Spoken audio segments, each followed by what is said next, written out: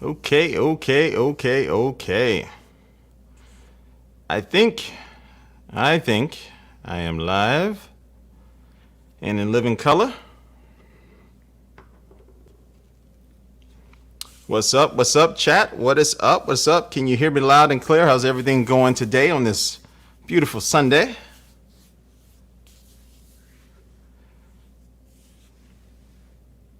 Hey, what's up? I'm doing good. Uh-oh. My freaking Google Home over there is going crazy. What's up? Yeah, so be sure to leave a comment on this, and I'll be able to show the comments here. And if you have any questions or anything like that about the M1 iPad Pro, make sure you drop those questions down in the chat room. What's up, Max? How's it going? What's up? All right, so today we're going to be looking at the M1 iPad Pro. So I went with the big boy this year. I went with the 12-inch M1 iPad Pro because I was using the 11-inch. So I had the 11-inch 2018 iPad Pro. I didn't get the 2020 because I just didn't think that there was enough there for me to I was going to take advantage of it. So I'm upgrading from this, and it's a significant size difference. So not only do you have that better display with the XDR display, but I'm getting this bigger screen size. So that makes a big difference when I'm watching movies and all that different stuff. But anyway, yeah, this M1 iPad Pro is a very interesting tablet because we are kind of buying this a little bit for what's going to be coming. Well, at least I am. What's going to be coming in the future, right? So first off, let me talk about what you get right now today with it. So you have a beautiful display with the 12-inch version. You don't get the same XDR display on the 11-inch, unfortunately. But it is nice. Now, some people say they haven't really been able to kind of see a significant difference with it. But I have, not like a huge jump, but I've seen where if you are watching 4K HDR content, where on YouTube you can actually find a decent amount of videos. And just for the sake of the live stream, I'm going to turn the brightness down so you can kind of get a good idea of how this looks. So this looks definitely better in person than what you can see right now. But yeah, when I'm watching HDR content on this display, I do notice, especially with the kind of the whites, especially either with those clouds as you saw there, or if you have white text on the screen that you sometimes get, it looks really nice. It looks like it's glowing actually because of all those different mini LEDs in the background. Where when I looked at this same video on my 11-inch iPad Pro from 2018, it wasn't. You didn't have that same type of effect on it. Now, what you did have with this one though is that sometimes in the shadows or in dark areas, this one, because it actually allowed me to see a little bit more detail in some of those different areas versus on this one where it's kind of trying to make those shadows and the blacks really inky black, where I actually lost a little detail of whatever subject or whatever video that I was looking at in some of the areas. So it's not necessarily a bad thing. It's kind of like a personal preference. But yeah, I did load up some. Actually, let me stop that for a freaking copyright. But I actually did load up some 4K HDR videos or movies and TV shows that I have on here, and they look fantastic. They look really good. So it's not like one of those jumps where it's not like going from 1080p to 4K. It's kind of like going from 720p to 1080p. You notice it here and there, but unless you're watching that type of content, you're not really going to get that big burst of newness with the display. But I'm liking it, and I'm liking this extra screen size that I have over the 11-inch. So I'm liking that. And just in general, I feel like iPad OS, right, what I'm using right now, is kind of, the rumor around WWDC is that it's going to be getting a revamp or at least a bunch of new features and things. And that's important because this iPad has the M1, right? It has the M1 chip inside of it.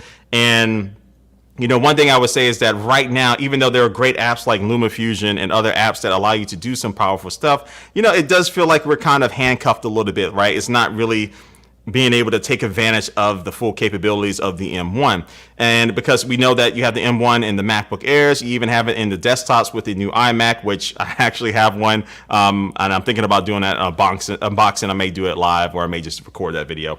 But you have the same chip relatively the same chip inside of those computers as you have in this iPad. So we kind of know that we have the power in there, but iPad OS still might not be fully taking advantage of what Mac OS can do using M1. So, again, it's not a knock on it. Apple just released M1. So I'm just really I have my hopes up really high for WWDC, where we can actually be able to, kind of see them not fully, but mostly take advantage of that M1 chip inside of it. So it's not really something where I'm trying to see Mac OS run on this, but necessarily bringing over those apps like Final Cut over here and allowing us to be able to take Final Cut on the go with us and being able to really swap between using Final Cut on my desktop or my laptop over to my iPad and not really feel like I'm, losing anything in that transition. I just want to be able to have that as much as possible, a similar experience of using an app like that on the go.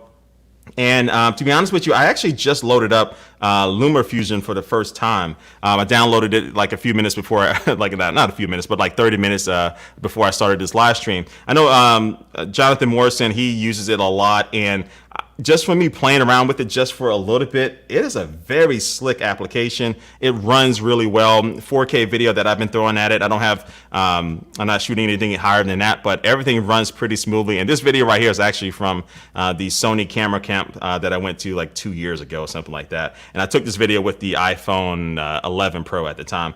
But yeah, it runs pretty smoothly, right? And you have the tools and the controls to be able to edit a video. You have your timeline down here. Again, I haven't messed around with it just yet. I just kind of loaded this up, but this kind of shows you what you can do. It's a little bit more advanced than what you'll find in iMovie that comes on the iPad. But yeah, I think something like this on Final Cut, I don't know if it necessarily needs to be touched. I would honestly be fine if it can only be used with the the Magic Keyboard, with the keyboard and the trackpad, or if you do hook up a Bluetooth mouse to your iPad, because you can do that now. So I don't necessarily know if Final Cut needs to go full on touch, but I think in a perfect world, we will probably see. This is one of my favorite videos of Roberto. In a perfect world, we might see like a combination between a touch-based Final Cut, or if you wanted to go using the mouse and keyboard-based approach, so you can have your different options depending on what you want to do. And naturally, maybe with the touch-based, you might be losing some things, maybe, I don't know, but I think people will be fine with, maybe making that sacrifice.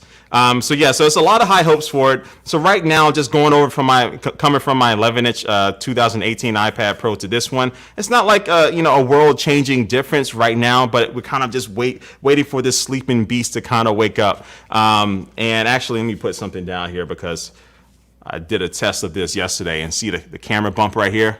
See this thing? This thing will scratch up your desk or scratch up your board. So I have a little putty right there that I'm gonna put on the camera module, so I can place that there, so it's not gonna scratch up my thing here. But anyway, yeah. So it's not like a huge jump just yet, but WWDC has me excited. I'm pumped for it. Photos and videos that I took with this looks cool, looks good. Looks all right. I don't really find myself taking photos and videos with the tablet, so I'm not going to start today with that. And 5G is working. Actually, I haven't activated my card yet, but it does have 5G. I did get the 5G here. And what else? Oh, I went with the 512 gigabyte version, just because I'm betting on them releasing Final Cut. And I think when they do that, I want to have that storage on here. Even though you do have the Thunderbolt 4 port on the bottom here, which will allow you to get really fast transfer speeds with your storage, I am really betting on Final Cut coming. So I want to have a decent amount of space where I can work on a project or two without having any storage issues. So yeah, so right now I'm happy with it. Still got that Apple Pencil support, of course.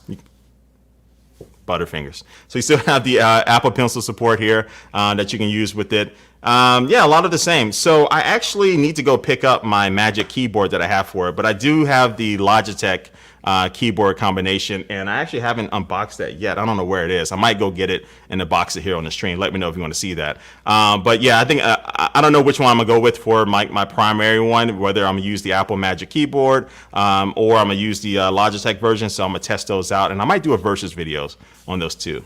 So we'll see. All right, let me jump over here and look at some of these questions and comments. Hey, Sojo, do you think this iPad Pro with keyboard will eventually replace the MacBook Air in the future? No, I don't think so. I think there will always be a place for a laptop and always be a place for a tablet. And I think Apple wants to be kind of careful as far as like not trying to blur those lines too much.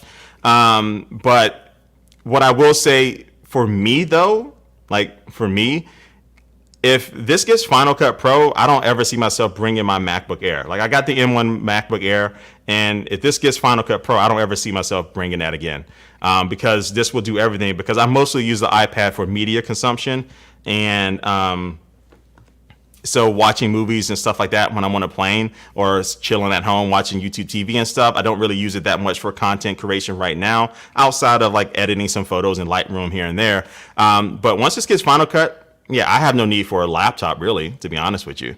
The only reason I bring a laptop is to edit videos, and yeah, I won't need that ability. But look, I'm a YouTube creator. Everyone who's buying a MacBook or a MacBook Air isn't going to be buying it to be able to, edit videos or something. They might just be using it for, particular applications that they need to use on a desktop and it's not available for a tablet, either in Mac OS or something, or they just want a laptop, right? They just want a laptop. So I definitely don't think that we'll find these replacing each other anytime soon. Down the line, we'll see, but yeah, I don't see that right now. And good comment here. You still don't see a reason to upgrade from the iPad Pro 2018. Apple needs Final Cut Pro and Mac and other Mac apps. All of that power just wasting. Again, you don't always need to upgrade. That's why I didn't go from 2018 to the 2020 iPad Pro, because I didn't need it. I'm past the days of Soldier just buying every single thing. I'm a little bit more reserved now, and I only buy it. So I'm really buying this. One, I like the extra screen real estate, so going from the 11 to the 12.9 was on my radar already. But then also, I'm just betting on Apple has to do something with Final Cut and has to bring more power to this. I'm just expecting them to do it. I know I'm making some assumptions here, but I'm thinking that we're going to see some cool things with the iPad Pro here very soon. Oh, Max says you edited videos in LumaFusion for 6 months last year. It was dope. Yeah, I think I'm actually going to. I have some travel coming up. I might actually just play around with editing videos on this. So yeah, it just from my little short experience, it seems like a clean, sleek experience. I saw some other videos of TLD today editing some videos on it, and it seems to be pretty powerful. And it gives some new updates here down the line here too as well. Leon, is this worth picking up if you got the 2020 iPad Pro? Right now, it's all personal preference. I think for you, if you're questioning that, just hold off until WWDC to see what they do that's only available for the M1 version of the iPad Pro, because odds are we're going to see an updated version of iPad OS along with an updated iOS for the phones. So kind of wait to see if any of those updates that are exclusive to the M1 iPad Pro are attractive to you, whether or not you're interested in buying this for the XDR display. It looks good. I have a bunch of 4K HDR videos that movies that I downloaded, so it does look good. Is it going to change your world when you look at it? Not yet. So that might not be enough of a reason to fork down all of your money. But if any of those like combine together to make you want to buy it, yeah. But I would think if you're on the edge right now, just go ahead and wait until WWDC, which happens in just a few weeks. Have I tried to edit with an external SSD yet? Nope, not yet. So that's what I'm gonna do with LumaFusion, and I'm gonna take advantage of this Thunderbolt 4 port. So I haven't tried it just yet. This thing is so fun, man. It is so freaking fun. So I will tell you something. So I went to the optometrist a few days ago, and they were trying. They didn't have the trials of my contact lenses of the prescription that I needed, so they gave me some kind of temporary ones, and things are still a little blurry when I have my contacts in. So I'm looking for the Apple TV app. I'm like, where is it? So if you find myself looking like I'm really old, I should have just worn my glasses, to be honest with you, because my contacts are a little off until my new ones come in. So one of my favorite HDR movies to watch, 4K HDR. Just from this list, man, I might have to say John Wick. John Wick is a beautiful, beautiful movie. John Wick 3. And also the Joker looks great as well. I'm not going to play any of these for freaking copyright. I'm not getting a claim today.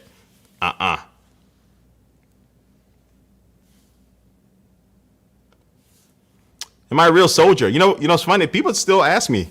I'm not in the military anymore. I'm not in the Army anymore. But yes, I was in the Army. Go back and watch some of my first videos. I was actually wearing my uniform out of regulation. I shouldn't be wearing my uniform in this capacity. But yeah, my first years, when was that? Like 2007? Maybe 2007, 2008? Yeah, I used to wear my uniform. How many of y'all remember that? I'm not sure if you went over this yet, but how is the fit of the new iPad with the 3rd or 4th gen Magic Keyboard? So I can't tell you with this because I had the 11-inch iPad Pro, so definitely that case is not going to work with this 12-inch version.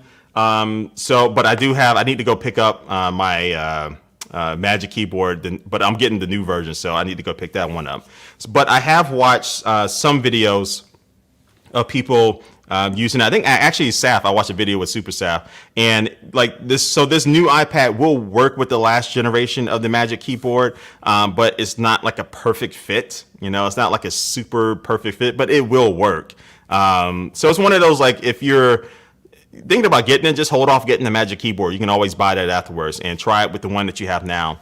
But yeah, even Apple said that it's just not going to be a perfect fit, but it will work. So it may just depend on like how, tight on the details that you are.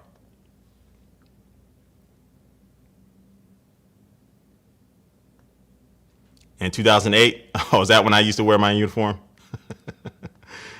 I've been watching since back you were real. I've been watching since back when you were a soldier. Yeah, yeah. Oh, that title.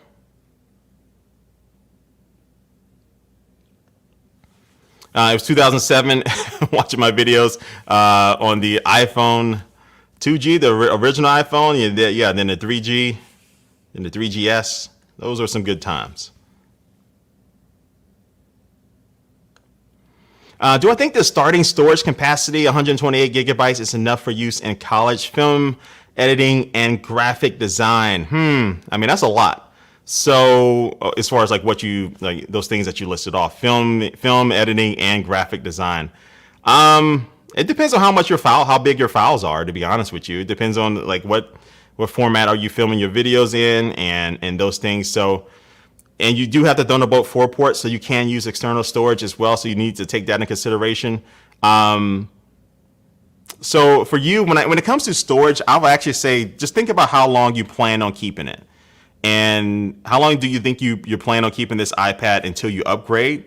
Also, to how much movies and things like that do you also keep on your iPad? I download a lot of movies off rip, and then also just a lot of YouTube videos on here. So I have to take that into consideration. So it just really depends on, look at how much storage you typically use right now on your devices, and kind of estimate how you're going to how are you going to use this in the future. Maybe if your workload increases. So 128 is a decent size, especially if you don't mind like moving things on and off. But if you just want to have the peace of mind to not have to keep doing that, yeah, you might want to upgrade a little bit.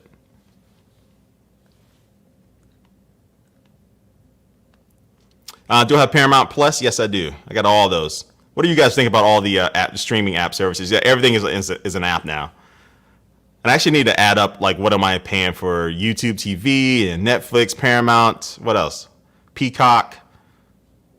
All these other things to see how much it is altogether.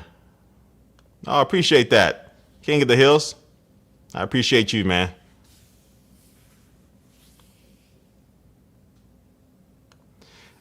Is the iPad Pro comparable to that of the MacBook Pro and the Air? Well, it has M1, it has fast storage. Like, the big difference, of course, is Mac OS versus iPad OS that you have on this. So performance-wise, though, it should be able to keep up with those other devices because it's still in the M1 family. So performance-wise, it should be. You just don't have as many things that can fully take advantage of the M1 on this iPad Pro like you can with your laptop. So yeah, I think performance-wise is there. But again, we have to wait until WWDC to see what software can really fully take advantage of it. So, but yeah, again, I'm going to keep saying this. If this can run Final Cut Pro, if this gets that app and I can just go from using Final Cut Pro on my M1 Mac Mini or my iMac over to this. Like I'm getting ready to travel, and I can just like maybe airdrop the project over here and continue working on it.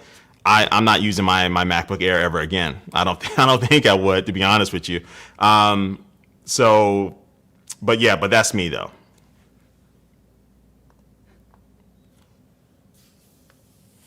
How do you ask a question so it shows up in the video? Well, just ask a question in the comments, and then I'm manually choosing the questions and stuff to come up. So I think I missed some earlier. I'm gonna try to get back and catch some other ones that I missed earlier. But would I recommend going for the 16 gigabyte RAM? Is it a price difference? Is it worth it? To be honest with you, I didn't even know there was a RAM difference between the iPad Pros.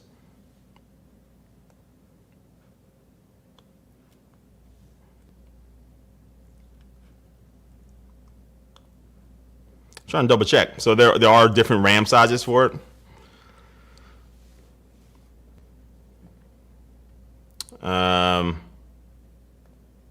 Yeah, it's highly capable of running full-fledged OS for sure. Now, iPad OS, I think them going to iPad OS, I don't think that we'll see Mac OS come over to this. 16 gigabytes of RAM comes with the 1 terabyte version. Okay. Well, that 1 terabyte is a decent amount of money. I don't know. I think 8 gigabytes of RAM would be fine for most cases, unless you're doing like 8K or editing 8K video or something like that. I think you'll be fine with the 8 gigabytes. But again, I haven't really pushed this thing to test it out, but my guess would be you'll be fine with the 8 gigabytes. But yeah, I think Apple labeling the OS on the iPad OS means that they're distinctly trying to keep that separate from Mac OS. And Apple's definitely thinking about this stuff years in advance. So I don't see them kind of backtracking on that right now. But I do see iPad OS really maturing and growing, and Apple giving developers, they have the power now, but just trying to make tools for developers to be able to maybe bring over some of those Mac OS apps over to this in an easier way.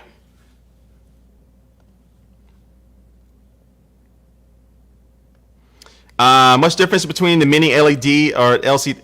I do see the difference when I'm doing like side by side, or really not even when I'm doing side by side. I do see some differences with my 2018 iPad Pro versus this 2021 one with XDR, but it's not to the point to where I'm like, ugh, when I go back to the to the 2018 one. I'm like, ugh, I'm not like that yet. So, but I do watch a lot of videos, a lot of movies and stuff. So I can see I'm going to be taking advantage of watching a lot of HDR content. So, you do notice it, but it might not be, something that is going to make you pay more money for the new version.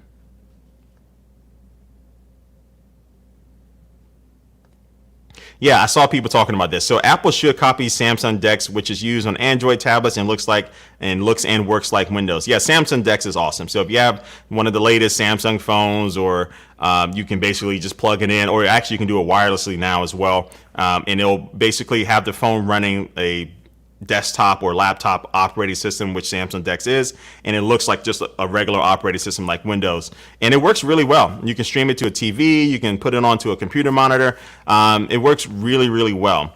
So I don't know if Apple would do something like that, because again, Samsung DeX is not like, it's not Windows, right? It's not like a watered down version of Windows itself. It's its own thing, Samsung DeX. I don't think Apple would do that, because it would have to be a mix. I think it'll end up in between iPad OS and Mac OS, right? I don't think they'll do Mac OS like that in that type of format, because then that will definitely blur their lines even more. So I don't know. I think iPad OS is what they're going to stick with. They're not going to try to stray too far to Mac OS, but I think the biggest thing is going to be bringing apps that you normally run on Mac OS over to it, and Apple trying to get developers to be able to do that a little bit easier.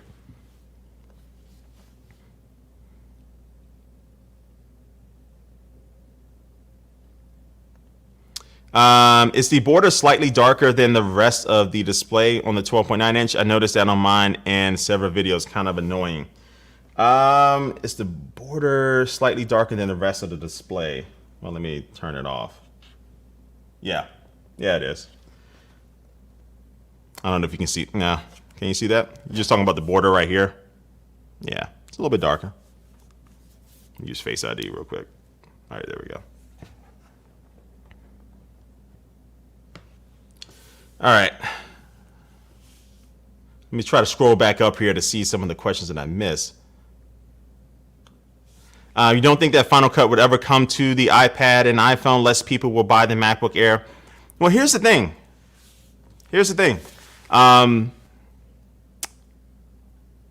So the iPad Pro is made for professionals. And I just don't think that if they bring over a Final Cut Pro, that professionals would like, I'm trying to word this, just only use this and not use like a Mac.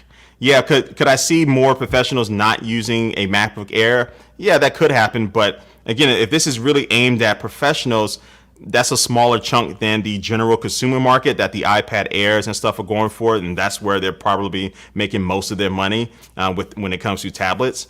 So if a professional is using this iPad Pro, more than likely they might have another Mac at home at least, or they upgrade consistently, so they're going to be already spending more money. And you throw in the Magic Keyboard case, which costs freaking $350, and Apple definitely is making more money on that.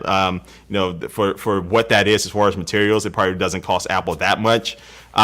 So for a professional, if you're buying a new iPad Pro and you want to use it like a professional device, you're probably going to get that Magic Keyboard and spend that extra $350. Or if you want 1 terabyte of storage, I mean, you're getting up there in price closer to $2,000. So I think Apple can do it. And even though the sales of the MacBook Air to professionals might stop, you're still making up money with this tablet and also the accessories and also the software that they're going to be buying for this. And then also too, I think that more so, like for me, my computers, my laptops, and my desktops, I really don't see myself upgrading every single year unless it's for like a YouTube video purpose.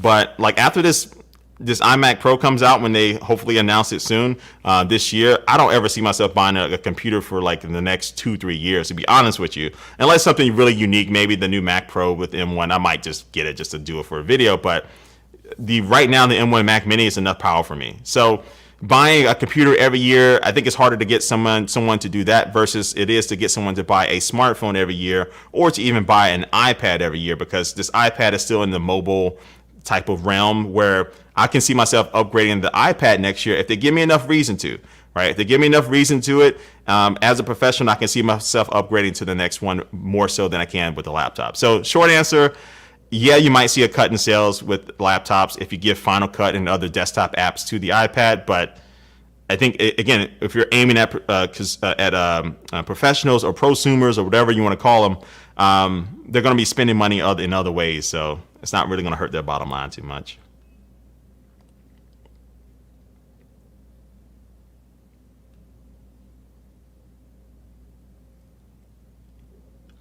All right. I love this shot too. I love this panel. Just a little bored. It's the little things in life. Touch ID. I think the next version of the iPad, it should have it. It should have some type of fingerprint scanner underneath the display. I think that would make sense. Well, I don't know. You got the Face ID. Face ID works really well. We'll see. They got to bring that to the smartphones first. Oh, is my microphone distorted? How do I sound? What does it sound like? Let me check.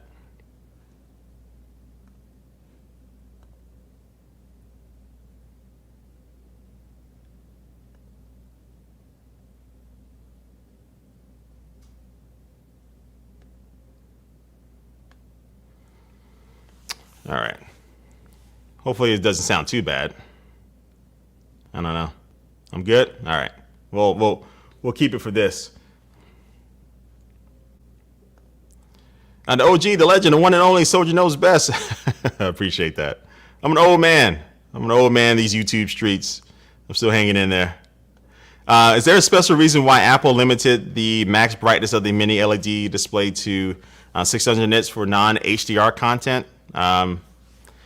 I would just think maybe they just don't think that is useful, maybe because I think mostly you'll be watching more non-HDR content than you are watching HDR content. So maybe just to help preserve the battery life. It would be good to have like an option just to like, hey, I just want this thing to be in overdrive. Just allow me to do it, to go into maximum no matter what I'm doing. But I would think maybe the best reason why for them was the battery life. It's slightly distorted. Like, is it delayed or just kind of like scratchy a little bit?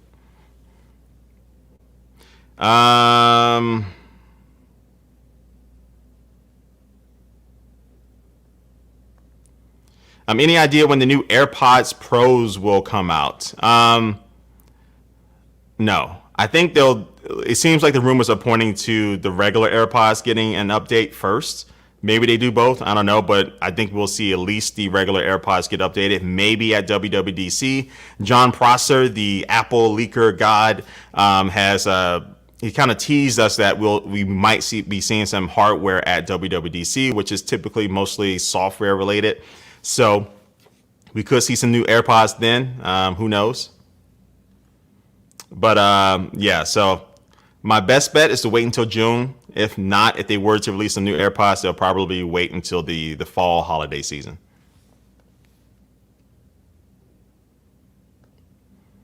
Any chance Apple will ever release a touchscreen iMac? Nah. Oh, I don't think so. I don't know. They might release one just for the Apple Pencil. That would be kind of cool if you got your iMac and maybe you want to sign something. You can just bring your iPad pencil, your Apple Pencil, and just scribble on. I don't know. That complicates things. I don't think they'll do that. I don't think they'll do that. A touchscreen iMac. I used to think that, but yeah, I wouldn't want to touch my iMac screen, to be honest with you. And because the only real reason I would think maybe for games, that would be the biggest reason. Maybe if you're playing some game or something, but besides that, nah, just touch my iPad. So yeah, I don't think we'll see that soon.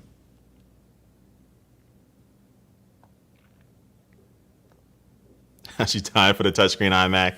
Yeah, I mean the closest thing really just get the freaking 12-inch iPad Pro, and because I'm trying to think, what do you want to touch on your iPad, on your iMac that you can't do on your iPad? So get this thing. I mean, this screen is so freaking big. You might as well get this and set it up. Oh, look at that. These little photos here. That's the using one of the HP all-in-ones.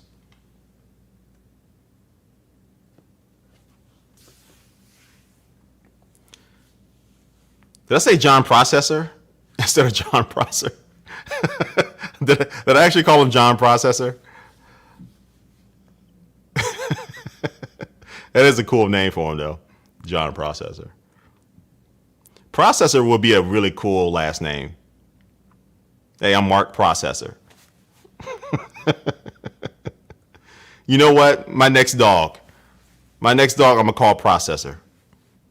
I might do that. Yeah, because that gadget, I think I might do Processor. What do y'all think?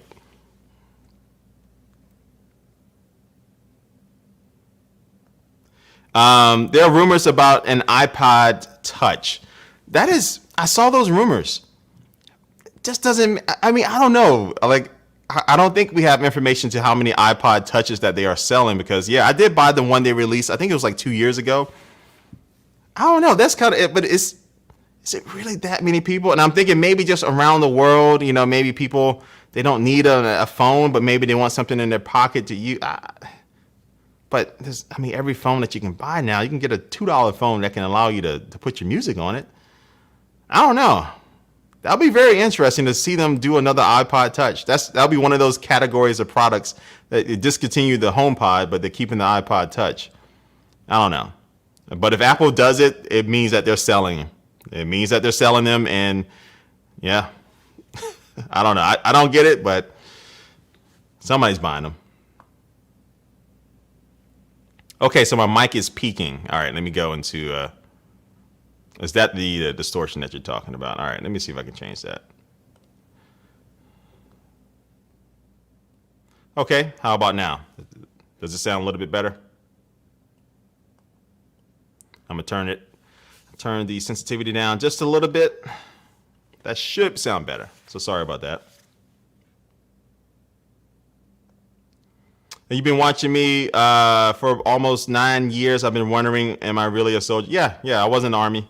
So I did Army ROTC in high school and in college, and then I got commissioned into the Army back in like 2007. And yeah, it was a good run. It was a good run. So I'm not in the Army anymore. But it was a good run. Sounds better? All right, cool. Yeah, I thought it was distortion, meaning that it was kind of like just, I don't know. I should have figured that it was the gain on it. But thanks for the chat room. See, that's why we have the chat. That's why you guys are active in the chat room.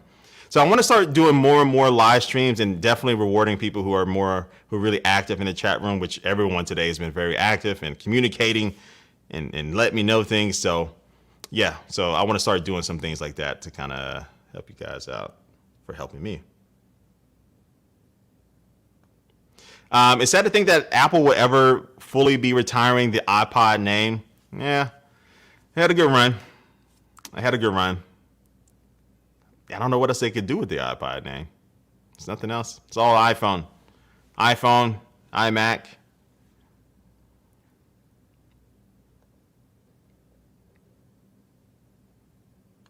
Yep. I used to wear my uniform. Then somebody in my unit was like, "Hey man, you can't be doing that." I was like, "Oh, that is true. It's a violation. Got to keep the Army and your other career separate." Oh, come on. Pineapple pizza, yay or nay? I only had it once. I didn't like it. It was too sweet. But that's a long time ago. I haven't had it in like 20 years. I think I might try it again. I'm one of those like I don't want to like just crap on it. It's not going to be something that I order, but I had it once. I didn't like it. Now I'm really not as far as pizza these days. I'm like straight simple, either pepperoni or margarita. I don't really do too much other than those two things. I just want a really good pepperoni and a really good margarita pizza, and I'm a happy man.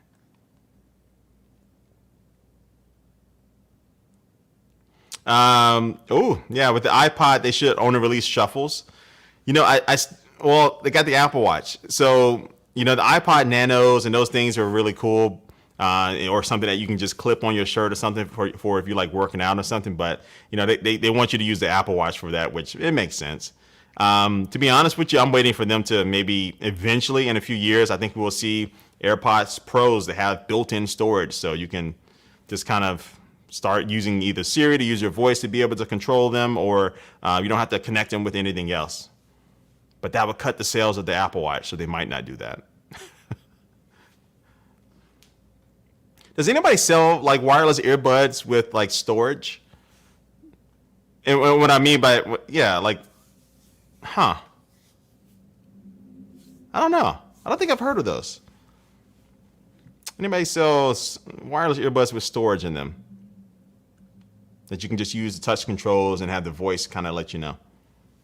Y'all let me know. Yeah, I like those thick pepperonis. Actually, I like thin pepperonis, and I like them crispy, a little bit burnt. I don't like the thick. It's one of the only things I don't like thick. Google Glass. I still have my Google Glass, but it stopped working. It sucks. You know what? You know what's funny? Wait, let me do this first. Is 2021 iPad Pro worth getting, even if you have the last generation iPad Pro? Again, simple answer to this: wait until WWDC to see if there's anything exclusive to the M1 iPad Pro that might make you want to upgrade. If you're interested in just doing it for the XDR display, it's a difference, not a huge difference, but it is a difference.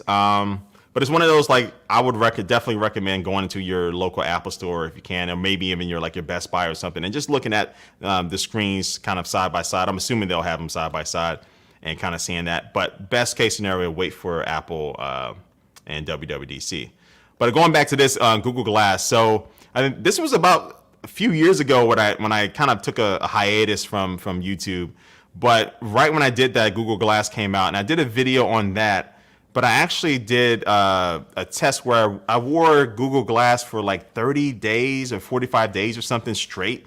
Like every time I went out, I always had them on, and it was very fun. I still have that footage. I might put together like a kind of a look back video of that, because people would come up to me at the mall and just look at me, like they'll get right in my face and stuff. But yeah, I had a lot of fun times with that. So I think I might actually do that. I need to find that footage. It's on one of my storage drives. But yeah, Google Glass was an interesting time, man. Man, it seems like so long ago. It was a long time ago. But yeah, I wore it for 30 days straight. Restaurants, when I was playing sports, hanging out with people. It was a little odd at times, but it was fun. Does Samsung have an earbud like that? I'm not sure. Yeah, did anybody release earbuds that have built-in storage? You don't need anything else. Yeah, YouTube's still my primary thing. I know it may not seem like it with my views, but yeah, it's still my primary thing. I've done things over the years, but it's always been like my primary thing, and I've been full-time YouTube for a long time. Even when I've been taking my breaks and stuff, yeah, YouTube is my full-time thing now, especially since I've been out of the military for a few years now. But for me, honestly, it's diversifying. So I do YouTube, I do a little bit of Amazon, a little bit of Facebook, and some other things coming down the pipeline. So yeah, you got to make sure you kind of diversify. You got to make everything work for you and make those connections and those things.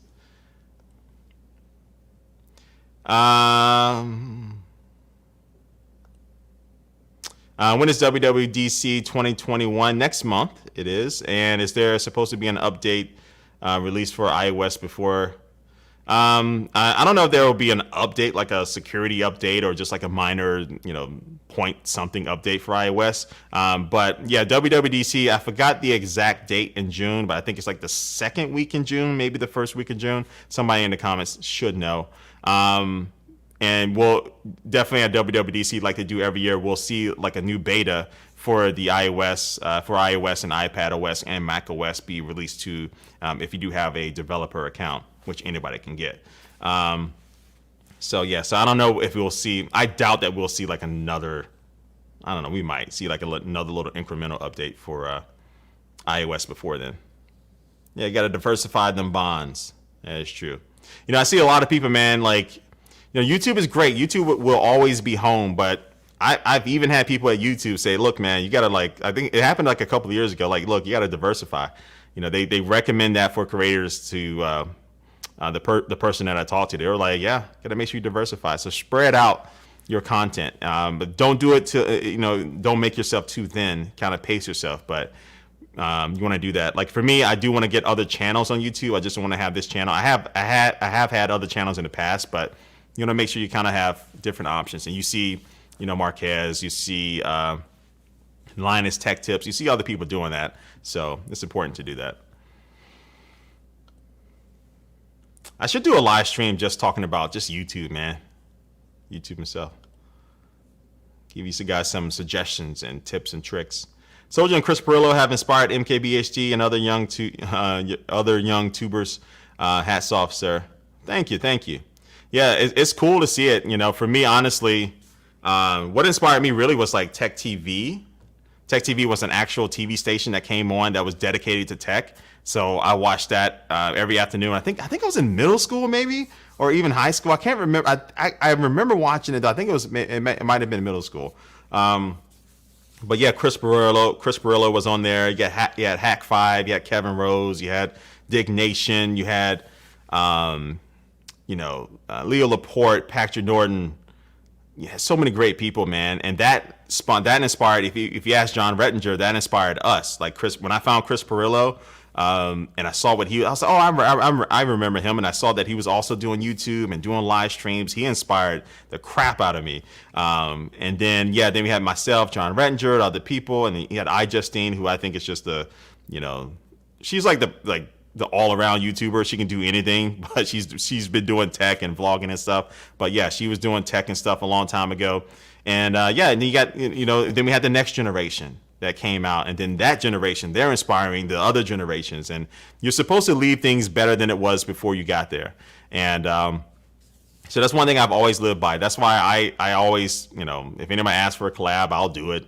And I don't look at people as far as their subscriber count or their views. I'll work with anyone, because I always think it's important. It's always important to be able to help those coming up, or help those, just really anybody, especially in YouTube tech, because we're a small piece of the pie when it comes to YouTube. So we got to stick together.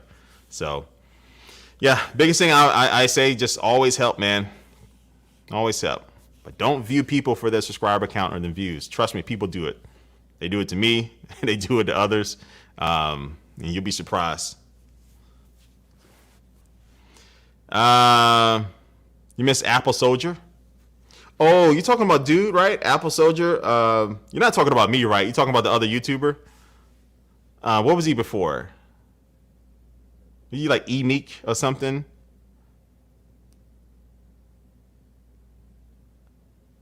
Let me know what's his name. If you're talking about the other Apple Soldier, then yeah, I know who you're talking about. He was hilarious.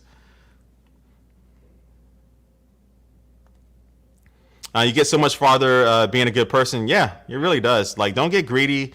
I especially when I talk to some of these other younger YouTubers, like, don't worry too much about, always getting the connection, getting the products early and views. I'm not saying don't worry about that stuff, but make sure you enjoy the process. Don't burn yourself out too much. Pace yourself, and just try to be cool with everyone. To be honest with you, I don't understand YouTube beef and drama. It's kind of stupid, especially in tech. Let's get real. Look, I see some days in tech now, I see people complaining a lot about other tech YouTubers, and maybe they have a different style. Maybe they don't seem as in depth as other people, and it just seems, I don't know, it just seems like a lot more grumpiness in YouTube tech. And I think partly it's because there's more competition and people are trying to get those views, and people find themselves being really competitive with each other. And it's nothing wrong with competition, because I am a competitive person, but honestly, in YouTube tech, we're all in it together. And I remember like Jonathan Rettinger, John for Lakers, you might know him as, but I remember me and him back in the day. Like, for me, the biggest competition between me and him was trying to see who can get the video up first. Right, that was it. Like, we're like tech brothers, man. We always see each other at CES. We always joke around like we should do like a fight video back in the day, because some people really thought that we didn't like each other. But yeah, that was the biggest competition between me and him. It's just trying to see if I can get my iPhone video up on launch day before he could. But yeah, Imac. I think it was like Imac 77 or something. Yeah, he was. You want to talk about Apple fanboy? Yeah, go look up Apple Soldier. I think his channel is still up on YouTube. Just look up Apple Soldier. He was ride or die for Apple, man. He was hilarious. All right, what time is it? Oh man, I've been streaming for a lot longer than I want. So I got the new Aerial Grizzly. I put up some photos on my Instagram and my Twitter and my Facebook of this new electric bike that I got. It is so cool, man. You got so much torque, so much power. So I wanted to get out and ride it on this day. And it's, 4 o'clock? So I'm gonna be on here just for a few more minutes. So I need to go get some footage of me riding around on that. But how do you think about the Apple Pencil and how it's compatible with the iPad Pro? I mean, it works. It's good. Apple Pencil, it works. It's good. Does its thing. You're all good to go. Where's my drawing app? Uh-oh. I ain't doing nothing this. I ain't doing this. Let me get out of that. I just want the basic plan. I'm a basic. Oh, you can't see that. I forgot to change my angles. Apple Pencil's good, man. It's good. Attaches right on the top. Magnetically, it can charge. Good to go. It's a cool thing. Tech YouTubers now only want to make videos before release date to get big views. That's the embargo. So yeah, companies hit us up and sometimes they send us the products before, then we have an embargo date that we can release. So that's good and bad. But I think one thing we're seeing nowadays is that as more and more people start to make videos and these companies start to give out more and more products for the embargo dates, when the embargo lifts, it's just like a jumble, right? So yeah, I've been thinking about different ways to approach that, which doing this is kind of one thing you might think about with this live stream and other stuff. So I'm thinking about other ways to approach handling that so you don't get kind of lost in the sauce. But yeah, honestly, I don't really worry about, like, I used to kill myself trying to make sure I get these videos done before the embargo dates, but nowadays, like if it's the night before and I need like more time, I need more hours, maybe I need another day or two, I'll rather just wait and not try to work throughout the night and be super sleep deprived and try to get that done. I'll put it up when I put it up. And I think that's better because you might get a better quality product out of that. And, for your mental health when you're creating videos, so you're not super stressed out, it's important to do that. So yeah, embargo dates are becoming more and more kind of people trying to figure out how to handle those. The moving head in the background scares you? Oh yeah, that's Jibo. Hey Jibo. Hey Jibo. Hey Jibo. All right, there he goes. Yeah. So he said, oh, you couldn't see that. Yeah, Jibo back there is my little friend. It's discontinued, so the company went out of business. But it was a cool little assistant that you can see it moves around. It has a little screen on there. It has some cameras on there, so you can do cool things. It can do like a photo show. It can follow you, and you can talk to it. You could have gotten like weather information, and it'll tell you a joke of the day and stuff. You can do workouts with it. It was a really fun device. So it sucks to see that company went under, but yeah, I think Michael Fisher is another Jibo lover like I am. I'm gonna keep this thing forever until it breaks. But it costs too much. I think at launch it was like $800 or something like that. So it cost too much and it was delayed getting out. But it was a fun thing. You got a Super 73 S2 a couple of weeks ago. Fun times. Yeah, electric bikes are the new crave, man. Like I'm really getting into doing more electric vehicle reviews on here. I did the GMC Hummer. I did the Rydell Snugger. I did the what's the name of that? I can't think of that one electric scooter that I did. The Unagi electric scooter. Then also too, I have this Aerial Grizzly that I'm doing. So they're so fun. They're so fun. All right, two more questions. Then hopefully I can get out of here and do some videos on my electric bike. Speaking of that, Jibo doesn't like me. Yeah, sometimes he doesn't listen to me.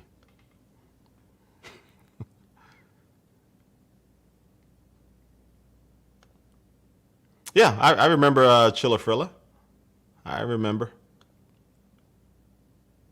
Man, there's a lot of us back in the day, man. It's hard. YouTube is a hard grind, man. And I think it's easier. I'll come back to this question in a second. But yeah, I think YouTube. So YouTube was. Hey, Mark. It's a pleasure to hear your voice. Now Jibo wants to talk. Really? So anyway, yeah, I think there was a lot of really good YouTubers and great YouTubers that back in the day that maybe just came around too soon. Because it was a grind back in the day. The money wasn't the same. The opportunities weren't the same. And I just think that, there are some people who were doing YouTube, but they might not have been able to make a living off of it. And I don't know exactly what happened with Trilla Frilla, I believe he has some health issues or something. But just in general, man, yeah, there was so many. Like I love the fact that, and I'm so lucky in the fact that I started doing YouTube in the time that I did. But yeah, it was a different thing, man. It was a different thing. It wasn't as separated as it is now based on views and subscriber counts. I miss the old days of YouTube. So, oh gosh. I forgot this question. I think this was the question that was on. Do you think the YouTube algorithm does the quality of the content a disservice, as in post every day / videos should be a certain length? Yeah, it's a combination of things. And when I talk to YouTube, yeah, the algorithm, they don't actually really call it the algorithm, in house. They because there's so many different things that go into play to how things are kind of featured on YouTube and how they show up in maybe your things that you might want to watch. And yeah, it's from, I'm trying to explain how they explain it to me. It's just so many different things. You just can't focus on your tags. You just can't focus on your thumbnail. You kind of have to do a little bit of good things in every single thing. And really, I don't know about tailoring the content as far as your length. Do what you think, do your best video and just see how long it turns out to be, right? I don't think you should, if you're trying to stretch a video to make it past a certain point, that can take a hit on your quality of your content. The biggest thing I got from them is just do what you do and be consistent at what you do, engage with your audience and stuff like that. And that will help. Because I come across channels all the time that have amazing looking thumbnails, but they don't get a lot of views, right? And some people have, regular thumbnails and they get a bunch of views. It's so kind of up in the air, like as far as like what works for each channel. There's no set blueprint, but what I do know is that YouTube is always kind of looking at ways to try to make things better for creators. And if you really look at how it used to be 3 years ago, as far as your creator studio that you have on YouTube, it's been totally like you have way more features and controls than you used to have. So they're making it better. And I do a lot of things behind the scenes, and I work with YouTube and on different like kind of surveys and stuff like that. So trust me, they're constantly working. It's not perfect, but they're constantly working on it. All right, last question, then I'm gonna get out of here. Do you think tech conferences have been deleted forever by the pandemic? No, I think they will be less of those. And to be honest with you, I'm okay with that. Because something you might not know, like if a company hits me up and says, hey, we have this opportunity for you to use this phone a couple of weeks before, and we're gonna set this embargo date, but you need to fly out to California or you need to fly out to New York, I'm paying for that. I'm paying for that. I don't have a sugar mama. So I got to pay for the flight and the hotel. So yeah, I would rather them just send the phone to me. Or, even if it's just like a presentation or an event. I honestly, flying out to these places for the events is fun. You get to see people and stuff. I'm not saying I don't want to ever do it, but yeah, price wise, just put that thing on a Zoom and then let me watch that and I'll be happy. So, but yeah, I think, those are actually, what I'm talking about is actually more for like, phone launches and stuff. But for like tech conferences in general, I think they will always be around. There's a lot of money in like CES and IFA and those type of things. So I think tech conferences will be around, but I think some of the major players, and this is what I was already seeing over the last few years, as I've gone to CES and looking at the show floor and looking at the different booths, they've been kind of like getting a little bit cheaper every year. They're not like really going as out there as they used to, because they might not be seeing the return as much as they used to. So I could see like some of these bigger companies kind of just dialing back what they present and then having their own separate little conference and controlling the tech news for that particular day or that week later on.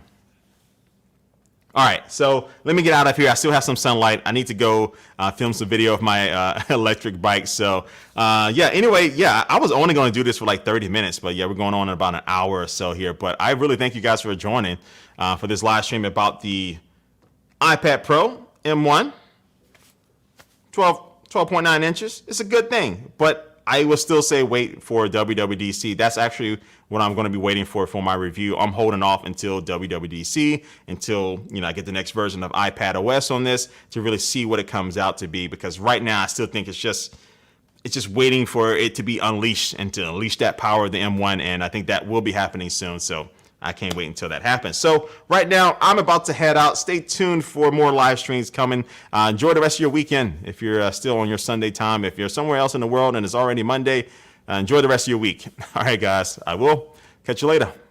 Peace. And then the awkward doing the peace sign, and then I have to find the in broadcast button on my screen and talk to you. So here we go. Ending the broadcast in 3, 2, 1.